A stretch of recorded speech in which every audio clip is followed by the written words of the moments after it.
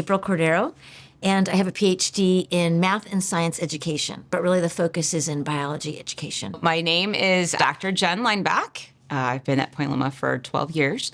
And my area of expertise, if I had to put it, is in science education, math education, as well as science education. So my master's degree is in zoology, but my specialization was freshwater ecology, biogeochemistry. And then following that, I decided to not continue and get my PhD. I taught high school biology for 10 years. And then following 10 years at the high school level, I went back and got my PhD in math and science education. And that was at a joint program at UCSD and SDSU here in San Diego. Hi, my name is Diane Anderson. I'm a faculty member here in the biology department at Point Loma Nazarene University. I have 2 graduate degrees. I completed a master's degree in microbiology at San Diego State. And then I started teaching full-time at a community college for a few years. And then I knew I wanted to go back to graduate school. So I started a program, Math and Science Education, joint program through UC San Diego and San Diego State. And I completed that in 2003, and then I started here at Point Loma in 2005. The wonderful, great thing about getting a degree like mine in math and science education is that it actually opens a lot of doors in that you could work at a community college level kind of program and go in to work and either teach a science or technically a math with my degree, or you could go into a 4-year collegiate program such as Point Loma, and with my degree, you could work in either a biology department or a science department or school, or you could work in an education school as well. Like you can really work both sides of that equation, and I have the brilliant opportunity to do that. So I am a joint professor in the biology department, but also in the School of Education. So I literally teach biology majors genetics, but I also get a chance to teach pre-service elementary school teachers how to teach math. So I really do walk both sides of that equation, which I love because it really allows me to share my passion in both realms, the science realm as well as the education realm. So there are 2 kinds of education degrees you can get. One is through an education department, and then you would work for an education department when you graduate. And another is through a natural sciences department like biology, where then the expectation is that you would work in a biology department, but you would have expertise in instruction, curriculum and instruction. It's different, as I understand it, from getting a PhD in the let's say microbiome or environmental science or ecology, in that you could just cold apply. I think it's different from a degree in biology, PhD in biology, because obviously the biggest difference is there's no lab work. So my research was based on interviewing students, creating diagnostic assessments and using them in a classroom, and then interviewing students to explain really the quantitative data. I fell in love with that kind of research. It was the hardest research I'd ever done, but by far the most rewarding for me. So my dissertation focused on one teacher over 3 years, and how she was doing specific things with her 5th graders over that 3-year pan. Now, that means I wasn't in the classroom every day for 3 entire years. No.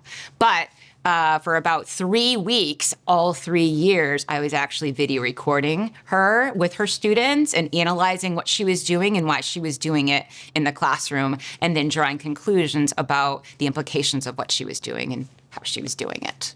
So my research really involved being in the classroom with the teacher, with the students, video recording and analyzing video recording. Very different than bench science.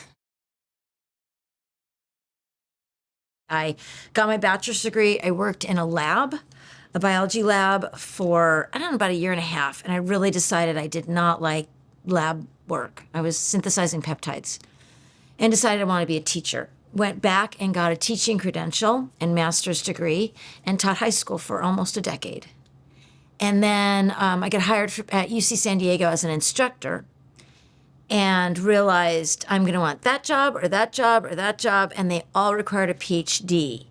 So I went back to school again. My desire was to always teach. So once I was a high school teacher, I knew I wanted to teach. I just wanted to teach at the college level. And I wanted to be a good teacher. And I saw that all the instruction I'd had up to that point from biology professors was lecture. They just stood there and talked at me for an hour. I wrote as fast as I could in my chemistry, in my physics, in my biology. And when I went to my teacher education program and learned how to be a teacher, I realized how people learn. And it's super interesting, the science behind how people learn and the best ways to design classroom instruction to promote learning. And so I thought, okay, I really want to be a biology professor teaching biology, but I want to do it really well, and I don't want to have to do bench science research. First of all, after my master's degree experience, I knew I didn't want to be in the lab. I didn't enjoy that work at all. I thought perhaps I just didn't like research, but it turns out I just didn't like that kind of research. Once I started teaching full time, I knew there were gaps in what my students were learning and what I thought I was teaching, and that kind of created some real questions for me about something's not matching up here. So I decided to pursue a degree in a PhD in education, science education, because PhD is all about a degree in asking a question, collecting the data, analyzing it, and not just describing the findings, but really digging deeper into why that's the case. I loved the sciences. I knew I wanted to go into science, and that's why I pursued undergraduate and master's degree levels in science. But I also loved teaching, and I didn't even realize that until I got into my upper division undergraduate and then in my master's program, because I was a TA. I was in the lab TAing, and I found that was really where my passion was. And so following my master's degree in biology, I went in to teach at the high school level for 10 years, a decade.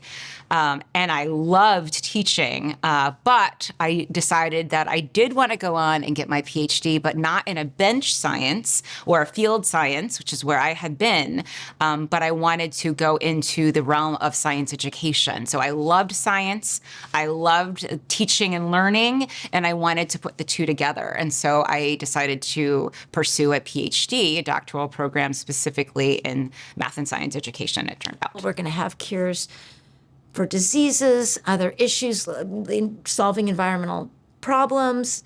The better teaching we can have, the better students we're graduating, the more we can move the field forward. So that's why you'd want to get a PhD in science education.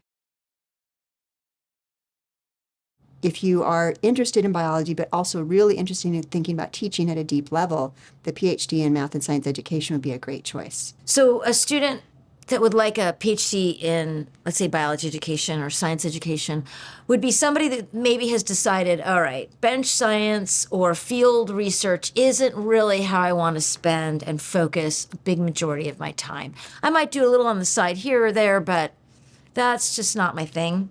And I don't really want to start up a research program at a university and then teach students how to do that kind of research, because that's just not my thing.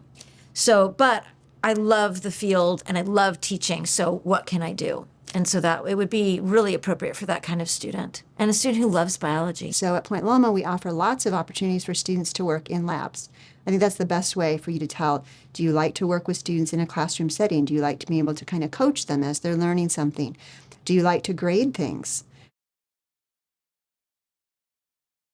One of the great conversations I like to have with students considering grad school is that many grad school programs do not require you to pay a dime. So I earned my master's degree at San Diego State. They paid my tuition, fees, books, and I also got a stipend for teaching classes while I was there. Same thing for my PhD. I had funding through San Diego State, so I did research with various projects. I never did any teaching assistant work through that program, but my whole program was paid for, got a living stipend, and graduated with no debt. So a lot of times you don't have an opportunity to have a full-time job during a PhD program. So you could either take out student loans, of which I did take a student loan out, or you could also have a research assistantship or a fellowship or a teaching assistantship. In my PhD program, I was a teaching assistant for part of the time, and I was a research assistant for part of the time as well. And so it was not extremely lucrative. However, it definitely paid for tuition, so I did not have to pay for tuition at all. And I did get a small stipend, and that allowed me to take out smaller loans. So I would say if you do one of these programs through a natural sciences department, like I did, there's money and funding, just like it is for the physics, chemistry, and biology PhD students. So I did not pay a dime, and they paid me a living stipend. So just like all the other science students, I was considered one of the other science students, and treated the same way. And for me, I did TA work, which paid. So for the program I was in, the expectation was that you would work 20 hours a week, and the rest was school. And that was loose 20 hours. So they would consider you TAing one course as sufficient to cover your stipend. So I always TA'd upper division ecology courses. I was an ecology focus, ecology and evolution focus. So I was always TAing those kind of courses, leading review sessions, grading finals, and doing that kind of work for both lower division and upper division ecology and evolution courses. That paid for me several of my years. For 2 of the years, I was on a grant. So my 20 hours of work was to be doing research that was part of a physics education grant. So a physicist had gotten this large NSF grant. And so I was paid through that, and they paid my tuition through that. My last year, which was my 5th year, I had a fellowship. UCSD had offered a fellowship, so I didn't have to do work, which was wonderful because it really just allowed me to write. So the process to get into one of these programs, there are several across the nation. There's some great ones at other universities other than the one I went to. And my first step would be to Google it. I just Google PhD in science education, PhD in biology education. So maybe you might be interested in chemistry ed. There are some foci on the programs that focus on that. I always say go on the website, find a program, and then start looking at the instructors and click on their pages on Google and find out what their research is and figure out what you find interesting, what's not interesting, what kind of questions do you have. If possible, and I've always told the students I advise this, email them and say, hey, I'm interested in your PhD program in blah, blah, blah. Would you be willing to have a 15 or 20-minute Zoom conversation with me? And I always have a set of questions. I see you did research in this, or I see you publish a paper on that, and you can skim their abstract, those kinds of things. Prepare yourself to engage in a conversation. If the faculty members, which is usually the case, get to have a say in who's accepted into the program, they'll be like, oh, that lady April, she interviewed me and she seemed to know about my research and had a neat personality or whatever. So let's accept that person. You know, when it's all equal, all the applications are equal. If you can have a leg up because somebody recognizes you, your name, something you said, a great question you asked, if you show that you're interested, if you show that you've read something about the research, you just get that little bump, and it certainly cannot hurt. One of the things that I would recommend is that you look at the authors of papers and see if there's multiple authors and if some are student authors. Sometimes you can see that at the end in the acknowledgments or the discussion of that. What you want to do is you want to choose a program, and sometimes you have to say what you're interested in within that program, who you'd like to work with, that they are publishing, they're doing research in an area that interests you, and they involve their students in that. So when you're trying to choose a program, you could choose to go to Harvard. That doesn't necessarily mean because it's Harvard, it's the best program. So it's really important, in my opinion, that you talk with other students in the program to find out what they're doing and what opportunities you're going to have to work on projects, the professor's projects, your own projects, what kind of autonomy will you have. So that's the first thing I would look for, is a program where you're going to have a great experience doing something that you would enjoy doing. The second thing I would look for is funding. How much of your tuition might you have to pay? How much are they going to subsidize you? If they're getting those grants, then they can fund you, which means they're doing great research. So there's sort of this signal back and forth that this is a good program. So what's your experience going to be like? Are you going to be funded? That's going to tell you the quality and the rigor of the program. And then are people finishing in 5 or 6 years? That's another huge. What's their ABD, all but dissertation rate? How many people are getting there but can't seem to finish? Because then it shows you how much the program mentors you through to help you finish. So there's a lot in that question. And so there are a couple of things you want to think of. First of all, do you want a full-time doctoral program, graduate program, where you would not necessarily be working a full-time job, you would be going to school full-time. So that's one thing to consider. Or do you want a part-time position where you would instead be working part-time or full-time and then taking classes maybe 1 or 2 at a time? So that's one thing to consider. And obviously finances really do play a portion of that decision-making. Also location. So are you tied to a particular geographical location, or are you open to looking countrywide or even worldwide for your particular doctoral program? Are you looking for me, am I looking for just science education? And the answer was yes. I wanted to find a program that was specific to science education, not just educational leadership or not just, curriculum and instruction. And there are doctoral programs in those areas, but I wanted to focus and narrow into science education, which narrowed the field, but gave me very specific school programs to look at. I found 3 or 4. And then once you decide, okay, that might be of something of interest because it has the area of interest, it's in a geographical location you'd be interested in, it's full-time or part-time, then what kinds of research projects are they actually doing at that particular place? Are they researching particular phenomena or content or areas that are of interest to me? That's another factor. There are some places that may be researching something really exciting, but I have no interest in. I don't really want to go there. Also, if you start to explore and kind of reach out to faculty members in those programs, are they open to taking new students? Is there room in their research group to be able to take new doctoral students? And so a lot of times that takes a little bit of nerve and gumption to reach out, send an email, say a little bit about who you are and what you're interested in, and is there possible opportunities for you in that particular research group. And I did that when I was going through my PhD program. I reached out to 3 or 4, I think, different schools, made some initial contacts. With my PhD program, they did rotations. So I got accepted into the program and I had an idea of who I might want to work with, but I got into a rotation. And from that rotation, then I ultimately kind of gravitated towards a particular researcher who was involved in a larger project. And that's where my dissertation came from. In my case, and in all science education PhD programs that I know, you have to have a master's degree in a science area before you can even apply. They want to know that you have a really solid base in some area of science before you get into the PhD program.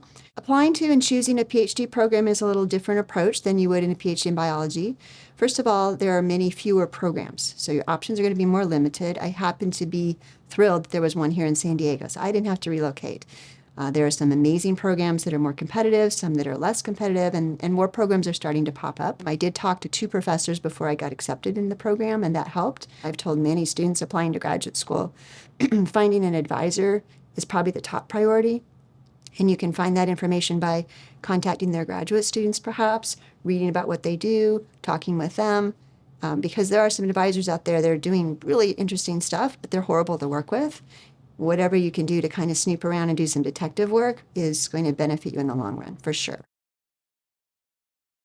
My suggestion for anybody who's interested in possibly pursuing the path that I have carved out for myself is, first of all, if you know you love biology and you know that you love people, try to get teaching experience in some way. So not only can you be great in your classroom, but then you can work with other professors to help them improve when they're ready, what they want to.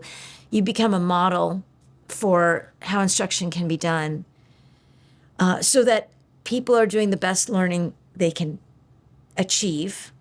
And if that's the case, biology is going to move forward in the fastest way possible. I wish I had this because Applying for my master's program was awful. I applied to 7 schools. I got into 1, which was my alma mater. Like I got into the one I was currently at, which I'm grateful for. And it was great for me to do that. But I didn't know what in the world I was doing. And so it wasn't when I went around 10 years later and applied to doctoral programs, I had a lot more gravitas. Like I knew what I was looking for, and I knew that, and I felt confident to go out and get it. But like as a undergrad, looking at my master's or my initial, I had no idea what I was looking for. I didn't know how to do it. So this would have been really helpful.